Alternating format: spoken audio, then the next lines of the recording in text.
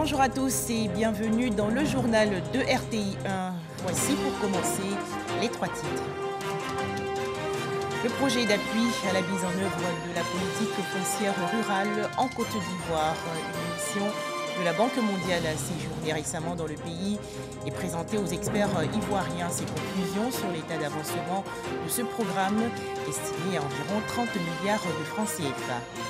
Toujours en Côte d'Ivoire, le lancement il y a quelques jours de la plateforme Vaccine Check, une initiative du ministère de la Santé, de l'Hygiène publique et de la couverture maladie universelle. Objectif, informer via WhatsApp les populations sur la lutte contre le coronavirus. Enfin, ouverture aujourd'hui à Dakar, au Sénégal, de la 9e édition du Forum mondial de l'eau. En Côte d'Ivoire, comment se porte le projet d'appui à la mise en œuvre de la politique foncière? Une mission de la Banque mondiale a examiné récemment les performances de ce programme. La Banque mondiale, qui se dit satisfaite, a donc présenté ses conclusions aux experts ivoiriens. Les précisions de Dangui Dangui. Après avoir parcouru plusieurs régions de la Côte d'Ivoire, où elle a visité des parcelles, rencontré les autorités locales et participé à des remises de certificats fonciers, la mission de la Banque mondiale a présenté ses conclusions sur l'état d'avancement du PAMOFOR au cabinet du Premier ministre, en présence de toutes les structures de l'État impliquées dans la prise en charge des questions foncières. Questions, observations et contributions, les échanges qui s'en sont suivis ont montré que le projet d'appui à la mise en œuvre de la politique foncière rurale n'a pas encore atteint sa vitesse de croisière. Mais la Banque mondiale est optimiste. Il y a beaucoup de motifs de satisfaction en ce qui concerne ce projet, vu sa complexité, vu surtout l'agenda qu'il essaie d'appuyer auprès du gouvernement, qui est l'agenda foncier ici en Côte d'Ivoire. Nous avons vu tout de suite au cours de la présentation que les fondamentaux sont sur place. Et je pense que ça, c'est extrêmement important dans un domaine aussi complexe que celui du foncier. La production de documents fonciers est inférieure aux prévisions, à environ 18 mois de la fin du projet. Par exemple, 9 206 certificats fonciers ont été édités pour un objectif de 16 023, soit un taux de réalisation de 57%. Le gouvernement veut lever les contraintes. Les outils sont en place et une démonstration nous a été faite que l'usager peut lui-même suivre le développement et le déroulement du processus de sa requête pour avoir le certificat foncier sur sa parcelle. Et c'est un élément de gouvernance important, de traçabilité et d'efficacité de notre administration qu'il faut approfondir et accélérer. Il y a certes quelques questions qui restent à régler, notamment le cadre réglementaire qu'il faut approfondir pour permettre donc d'aller encore plus vite et plus loin. La Banque mondiale finance le projet PAMOFOR à hauteur de 50 millions de dollars américains, soit environ 30 milliards de francs CFA. C'est à ce titre qu'une mission de cette institution financière est venue examiner la performance de ce projet et veiller à l'atteinte des objectifs. Toujours en Côte d'Ivoire, ils ont suivi de façon assidue une formation, et cela pendant 9 mois. La première promotion des épidémiologistes de terrain a été présentée récemment par le ministère de la Santé, de l'Hygiène publique et de la couverture maladie universelle. Ces professionnels de la santé issus des 13 régions sanitaires du pays ont pour mission de renforcer le système de surveillance et de riposte du pays contre les épidémies. Les explications de Jean Djadji. 14 nouveaux épidémiologistes de terrain intermédiaires célébrés par le ministère de la Santé et ses partenaires. Après 2 mois de cours théoriques et 7 mois de cours pratiques, ils reçoivent leur diplôme de fin de formation.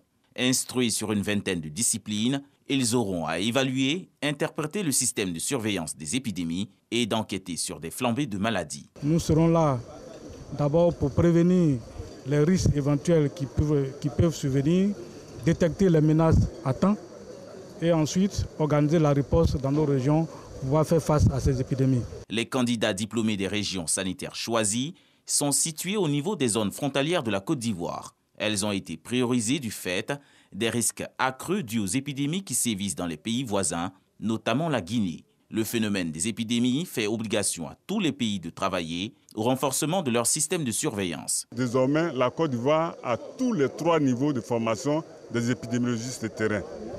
Mais ce n'est pas encore suffisant parce que les normes disent qu'il faut un épidémiologiste de terrain pour 200 000 habitants.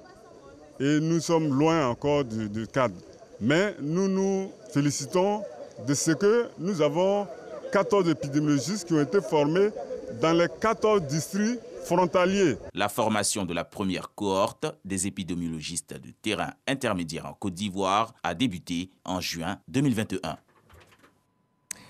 Le coronavirus est toujours présent dans le monde, alors faisons-nous vacciner et aussi respectons les gestes barrières.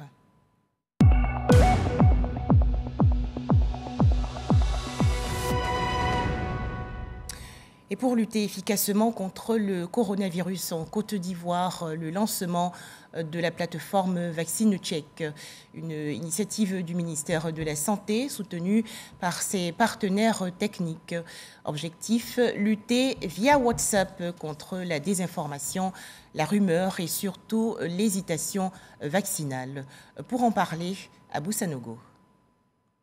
10 mars 2020, la Côte d'Ivoire enregistre son premier cas de coronavirus. En mars 2021, le pays opte pour le protocole vaccinal, d'où les premières doses sont administrées. Si le processus vaccinal avance, des hésitations retiennent encore certaines personnes. VaccineCheck est la nouvelle plateforme mobile certifiée basée sur l'application WhatsApp. Cette solution entend lever toute spéculation relative à la maladie à Covid-19. C'est la plateforme du gouvernement et qui permet donc non seulement de divulguer les bonnes informations, mais aussi de pouvoir rapporter les rumeurs qu'on entend dans la communauté. Les rumeurs que les gens vont nous rapporter via la plateforme, ce sont des données auxquelles nous on aura accès et qui vont nous permettre de peaufiner les actions de sensibilisation auprès des populations.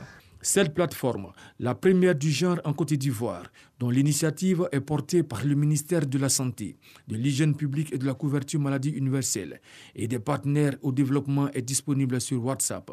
Pour accéder à la solution VaccineCheck enregistrée depuis votre smartphone, le numéro 07 57 32 32 32 sous le nom de VaccineCheck. La population peut avoir accès à des informations sur la vaccination contre la Covid, sur les effets secondaires par exemple, sur des questions classiques qui se posent pour lesquelles les gens n'ont pas de solution immédiatement. Donc ils peuvent aller sur ces plateformes pour avoir directement de l'information. Et ensuite, ils peuvent aussi apporter de l'information en ce qui concerne ceux qui ont été vaccinés, qui ont par exemple des effets secondaires. Ils peuvent aller sur cette plateforme, donner l'information et permettre aux dispositifs de surveillance de les identifier et de les prendre en charge immédiatement. En Côte d'Ivoire, plus de 5 millions d'internautes ont accès à l'application WhatsApp. Cet outil va donner des informations sûres sur les vaccins, les modes de prévention et les symptômes de la Covid-19. Selon les chiffres du ministère de la Santé, de l'Hygiène publique et de la couverture maladie universelle, seulement 20% des populations sont vaccinées. Et pourtant, l'objectif du gouvernement est d'atteindre 70% avant la fin de l'année 2022. 8 nouveaux cas de coronavirus ont été enregistrés hier par le ministère de la Santé, de l'Hygiène publique et de la couverture maladie universelle. La Côte d'Ivoire compte à présent 81 663 cas confirmés de coronavirus, 80 814 personnes guéries, 796 décès et 44 cas actifs. En Côte d'Ivoire aussi, la 4e édition des Journées nationales de diabétologie, Adrien Locroux de l'Amicale des endocrinologues. Cette rencontre s'est tenue il y a quelques jours à l'Institut national de la santé publique dans la commune d'Adjamé. Au menu des travaux et discussions, l'amélioration de la santé bucco-dentaire des personnes atteintes de diabète. Le point, Jean Djadji. Institut national de santé publique. Des diabétiques en plein exercice sportif, non loin des séances de dépistage contre l'hépatite et des examens bucco-dentaires. Quand on fait le dépistage des hépatites virales B et C, on amène toutes les populations qui sont dépistées négatives à se faire vacciner. Ces activités marquent l'ouverture de la 4e édition de la Journée nationale de la diabétologie. Réunis dans l'amphithéâtre, diabétologues, cardiologues, chirurgiens dentistes et autres professionnels de la santé portent des réflexions sur les maladies non transmissibles, notamment le diabète et les affections bucco-dentaires. Vous avez des patients diabétiques qui perdent les dents, qui ont des saignements quand ils se brossent. Tout ça, c'est l'effet du diabète. Donc si le diabète agit sur les dents, de même que les pathologies des dents peuvent aussi également entraîner le diabète. Mais ce que nous remarquons en pratique, c'est que les diabétologues sont d'un côté, les chirurgiens dentistes également restent dans leur cabinet. C'est pourquoi nous avons voulu faire ce pont-là, pour décloisonner ces spécialités-là, de faire en sorte que la prise en charge des maladies comme le diabète soit des prises en charge intégrées. Nous, en tant que programme, en tant qu'acteurs de santé, nous sommes vraiment ravis que ces journées-là aient eu lieu et qu'elles soient placées sous le sceau de santé bucco-dentaire et santé en général, et pour parler cadrer avec les journées santé en termes de pathologie cardio-métabolique. Le taux de prévalence du diabète en Côte d'Ivoire est estimé à 6,20%. Diabète, maladies cardiovasculaires et affections bucco-dentaires. Réfléchir ensemble pour agir ensemble. Un thème évocateur qui appelle à l'action des professionnels de la santé dans la lutte contre les maladies non transmissibles. Dans l'actualité nationale également, cet atelier de réflexion sur la transformation durable et inclusive des systèmes alimentaires. Les experts, chercheurs et autres producteurs ont proposé des solutions pour assurer la durabilité des produits agricoles.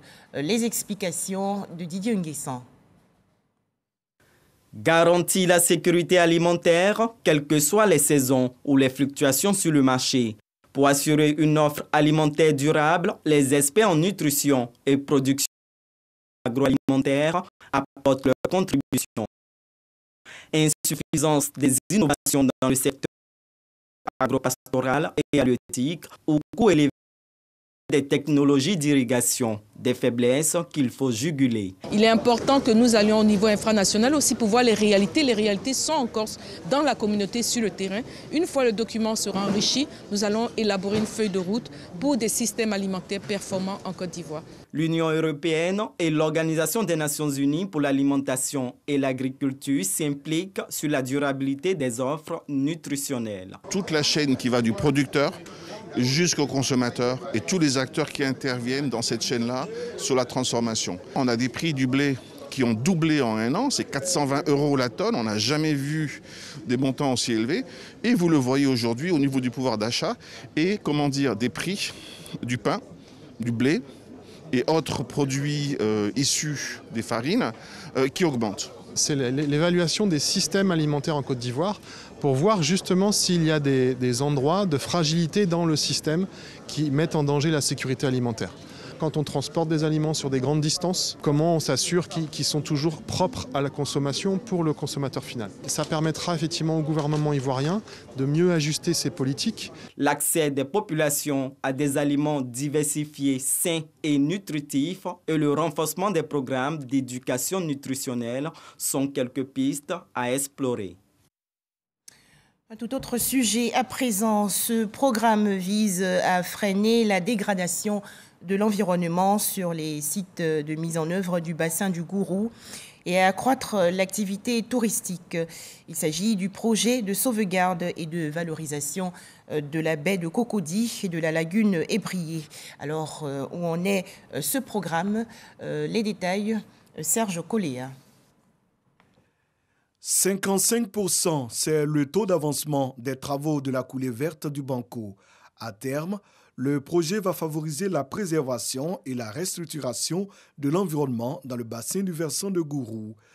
Le principe vise à restaurer la continuité de la forêt du Banco par l'aménagement de 20 hectares et le reboisement de 150. Ainsi, la coulée verte facilitera, entre autres, le drainage des eaux et la réduction de l'accumulation des déchets solides au niveau de la baie de Cocody. On a remarqué que pendant les saisons de pluie, les terres sont érodées, les terres des talus sont érodées et viennent ensabler la baie de Cocody.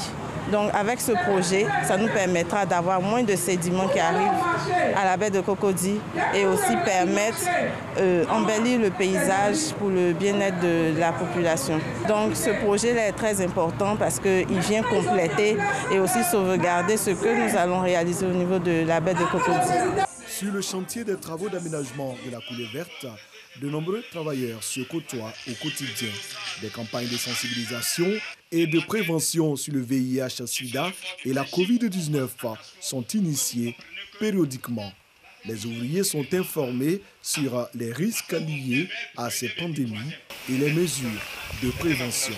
Les règles de sécurité routière sur le chantier sont également abordées.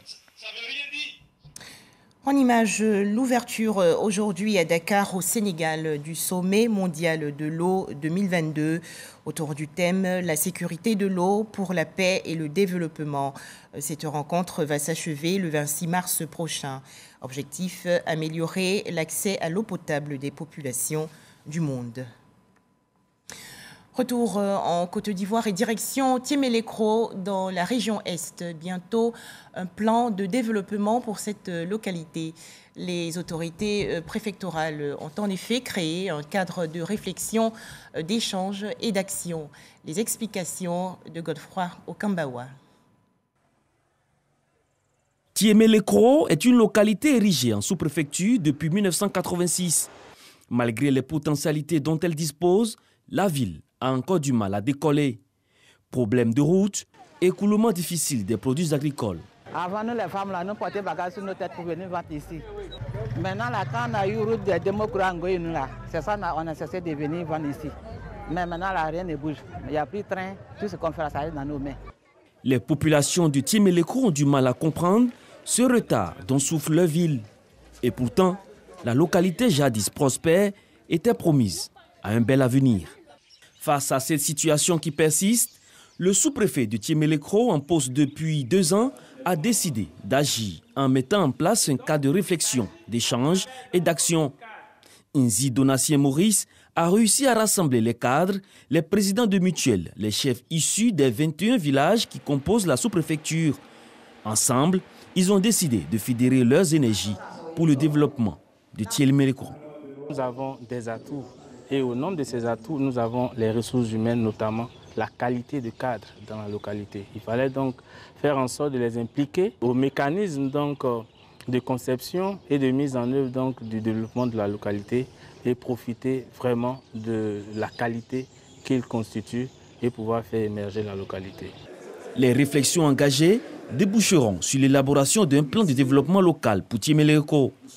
L'initiative du sous-préfet est jugée salutaire par l'ensemble des cadres. Grâce au sous-préfet aujourd'hui, eh bien, nous les cadres, mais aussi les bonnes volontés, nous allons prendre tous les problèmes à bras le corps pour que nous puissions sortir donc, cette circonscription administrative de l'ornière pour que les populations puissent retrouver le sourire. C'est une initiative tellement porteuse d'espoir pour la simple raison que c'est l'outil même que la mairie a toujours cherché à avoir avec, en dehors du conseil municipal, un outil plus élargi, plus étoffé, pour nous permettre, nous, en tant que municipalité, d'accompagner dans l'exercice de cet outil-là.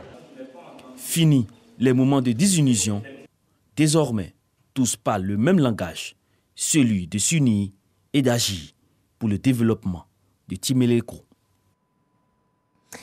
Célébration hier de la Journée internationale de la francophonie autour du thème « La francophonie de l'avenir ». En Côte d'Ivoire, les festivités se sont déroulées à l'Institut des sciences et techniques de la communication dans la commune de Cocody. Le point, Serge Coléa. Tribune de promotion de la langue française, la Journée internationale de la francophonie reste fidèle à sa tradition. Ce dimanche 20 mars 2022, Konaté Alima, lauréate du prix de la meilleure oratrice, et Kwadio Eli, vainqueur du concours de dictée, ont été distingués. Avec eux, une quinzaine d'autres élèves. La secrétaire générale par intérim de la Commission nationale de la francophonie, Bernice Nguessan, a félicité les responsables du collège moderne Abobo PK18 pour leur implication dans cette activité majeure de la Journée internationale de la francophonie 2022. Elle souligne l'intérêt du thème choisi cette année, à savoir les enjeux de l'utilisation du numérique en Côte d'Ivoire. Son Excellence Marie-Yvette Kolokou, ambassadeur du Cameroun en Côte d'Ivoire, salue au nom du groupe des ambassadeurs francophones ces différentes activités qui marquent la Journée internationale de la francophonie. Le ministre de l'économie numérique, des télécommunications et de l'innovation, Roger Adom, a représenté son collègue de la communication, des médias et de la francophonie. Maîtriser les enjeux du numérique, c'est maîtriser le futur, comme on dit. C'est pourquoi le ministère de l'économie numérique, des télécommunications et de l'innovation, avec la personne de la francophonie, se sont engagés dans la promotion d'initiatives visant à sensibiliser et à former les jeunes. Débutée le 14 mars dernier, l'édition 2022 de la Journée internationale de la francophonie se tient jusqu'au 31 mars prochain. Une série d'activités pour marquer le trait d'union entre les 88 pays membres de l'Organisation internationale de la francophonie. Toujours en Côte d'Ivoire, les actions réalisées depuis l'élaboration de la stratégie nationale d'intégration des enfants des structures islamiques d'éducation ont été présentées récemment lors d'une conférence de presse dans la commune de Trècheville. Cette stratégie vise à intégrer plus de 330 000 élèves du système éducatif islamique dans le système scolaire formel et ainsi faciliter leur insertion dans le tissu socio-professionnel. Khalil Diomandé et Walter Amadou. L'insertion socio-professionnelle des élèves issus des établissements d'enseignement islamique demeure une préoccupation pour les acteurs et le gouvernement de Côte d'Ivoire. D'où l'élaboration en 2019 de la stratégie nationale d'intégration des enfants des structures islamiques d'éducation dans le système scolaire formel. La plateforme des structures islamiques d'éducation, PSIE, s'attelle à sa mise en œuvre. Nous avons mené une tournée afin de rassurer les gens. En tant que plateforme, nous avons justifié l'enseignement du programme officiel dans nos structures.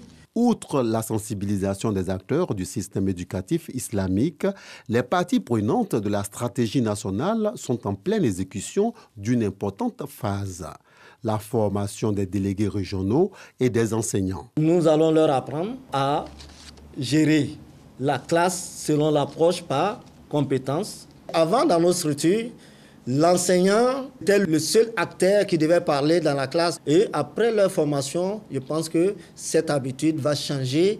En 2020, ce sont plus de 330 000 élèves qui étaient scolarisés dans les instituts d'enseignement islamique non reconnus par l'État ivoirien et de ce fait confrontés à des inégalités d'opportunités de travail. Face à ce tableau, la plateforme des structures islamiques d'éducation PSIE s'engage à mettre en application toutes les recommandations de la stratégie nationale d'intégration des enfants des structures islamiques d'éducation d'ici à l'an 2023.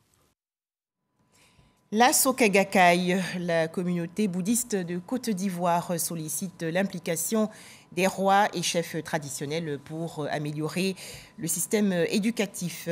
Ce mouvement bouddhiste a donc organisé récemment une rencontre d'échange dans la commune de Trècheville. Pour les détails, retrouvons Walter Amadou. Drogue et violence en milieu scolaire, congé anticipé, désintérêt des parents et abandon de l'éducation de leurs enfants à la seule charge des pédagogues. Environnement des établissements envahis par des petits commerces et autres débits de boissons. Des faits qui ont pour conséquence la régression du niveau scolaire des élèves et étudiants. C'est le tableau dépeint par Dr André Déazon, directeur général de la Sokagakai internationale en Côte d'Ivoire. À travers le thème « La Chambre des rois et les chefs traditionnels face aux défis de l'éducation ». Le conférencier lève un coin de voile sur les ébauches de solutions. Il affirme que l'école est un lieu de formation pédagogique et ne doit pas être un endroit de débarras pour les familles. Il recommande que chaque parent joue pleinement son rôle de premier éducateur, d'abord à la maison. L'école s'occupe de la formation de l'élève et c'est la famille qui s'occupe de l'éducation de l'enfant. Je voudrais exprimer à la Chambre des rois que cette Chambre-là doit participer entièrement à ce qui se déroule actuellement en Côte d'Ivoire, où il est question de réfléchir sur l'école pour lui donner l'orientation la plus idoine pour le développement de notre société. Cette conférence publique est une contribution de la communauté des bouddhistes de Côte d'Ivoire par l'entremise de la Soka Gagaï International. L'activité est couplée à l'hommage à l'ex-chef suprême des Wé. Toubo Tao a quitté le monde des vivants le 20 décembre 2021, ce à l'âge de 67 ans. Parents et amis sont venus lui témoigner leur reconnaissance. C'était à la Bourse du Travail de Trècheville. Yopougon, dans le district d'Abidjan, a accueilli il y a quelques jours la cérémonie d'investiture de son président de la jeunesse, événement placé sous le parrainage du ministre de l'Enseignement supérieur et de la Recherche scientifique, Adama Diawara. Les temps forts de cette rencontre avec Khalil Diomandé et Abou Sanogo. Dorgeles Akanyebei a désormais la responsabilité de conduire les jeunes de la commune de Yopougon. Il a été investi président du Conseil national de la jeunesse, section Yopougon. Mon mandat, je le place sous le signe de la cohésion sociale, comme le veut le président de la République, son Excellence Alassane Ouattara. Et c'est un mandat qui va réunir tous les jeunes de la commune de Yopougon, sans distinction aucune. Le développement d'une communauté ne peut se réaliser sans effort collectif. C'est pourquoi le ministre de l'Enseignement supérieur et de la Recherche scientifique, Adama Diawara, parrain de la cérémonie, a exhorté les jeunes à soutenir leur président afin qu'ils puissent ensemble atteindre les objectifs escomptés. Je lui ai demandé d'élaborer une matrice d'action sur la première année de mandature.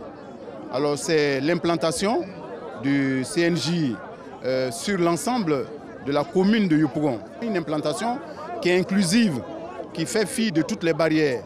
Barrières régionales, barrières ethniques, barrières religieuses, barrières politiques. Il y a une chose qui n'a pas de prix, c'est le fait que le président Ouattara ait montré à l'ensemble de la Côte d'Ivoire, la jeunesse en premier, que seul le travail paye. Il faut qu'on ait une jeunesse qui soit consciencieuse, qui sache qu'il faut travailler. Dorgeles Akanyebei a été élu à la tête du Conseil national de la jeunesse section Yopougon le 17 juillet 2021. Il a un mandat de 3 ans. Religion, une nouvelle église pour la communauté Papa Nouveau de Niguissaf dans le département de Jacqueville, dans la région sud du pays. Cet édifice religieux a donc été consacré hier en présence du ministre de l'Hydraulique, parrain de la cérémonie.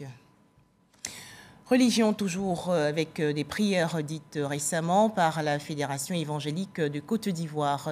Les femmes de cette alliance évangélique nationale qui ont procédé au lancement de leurs activités ont également prié pour la paix dans le pays. Patricia Etia.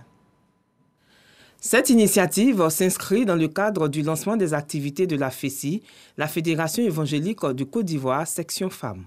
Cette rencontre a été l'occasion de rappeler aux femmes le rôle capital qu'elles jouent au quotidien pour la bonne marche de leurs communautés respectives. Désormais, nous invitons toutes nos sœurs des différentes églises, des différentes dénominations à nous rejoindre dans cette action. Nous voulons impacter, nous voulons évangéliser le pays. Nous voulons que la Côte d'Ivoire soit entièrement éclairée, entièrement touchée par l'Évangile. Pour le pasteur qui a accueilli la rencontre au sein de l'église évangélique La Destinée, les thématiques développées permettront aux participantes d'être des porte-voix auprès des autres fidèles, a-t-il indiqué. C'est une façon de mobiliser, de sensibiliser les femmes évangéliques pour la cause de l'œuvre du Seigneur dans un premier temps et pour la cause de la Fédération évangélique de Côte d'Ivoire. Pour leur part, les femmes de la FECI, la Fédération évangélique de Côte d'Ivoire, section femmes, ont pris l'engagement de vulgariser les acquis de cette journée dans leurs milieux respectifs, en s'engageant dans le social et en sensibilisant à la paix et à la cohésion sociale.